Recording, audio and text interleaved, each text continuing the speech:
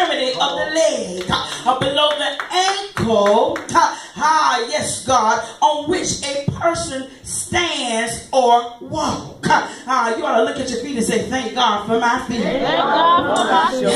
God. Thank God for my feet. Even though sometimes they hurt. Come on now. Sometimes they got caught. Some of them got corn on our feet. Come on now. Some of us got a hard skin up on our feet. Need a pedicure. Some of us come on now. Thank you, Jesus. Yes, but you ought to look down and say, God, I thank you for my feet. Our feet give us the ability to stand erect. Come on. Our feet give us the ability to have stability. Come on now.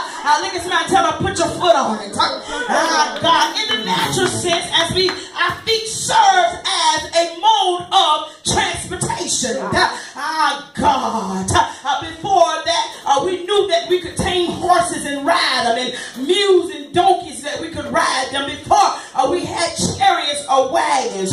Before we had bicycles and tricycles and big wheels. And before we had automobiles. And before we had buses. And before we had trains and airplanes. The only thing that we had was Pat and Charlie. Our feet served as our mode of transportation to transition us from one place or another.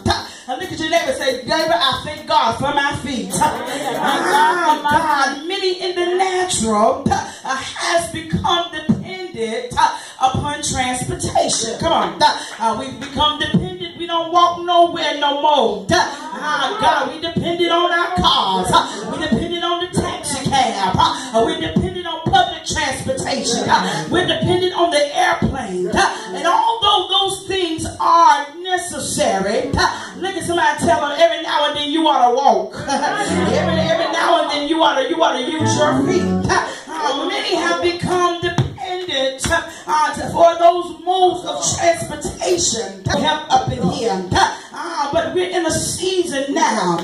My grandmother had a saying, it's time for every bucket to sit on its own bottom. We're in a season now where you can't be dependent on nobody to get you to your destiny. Your destiny is in your hands. Your destiny is in your feet.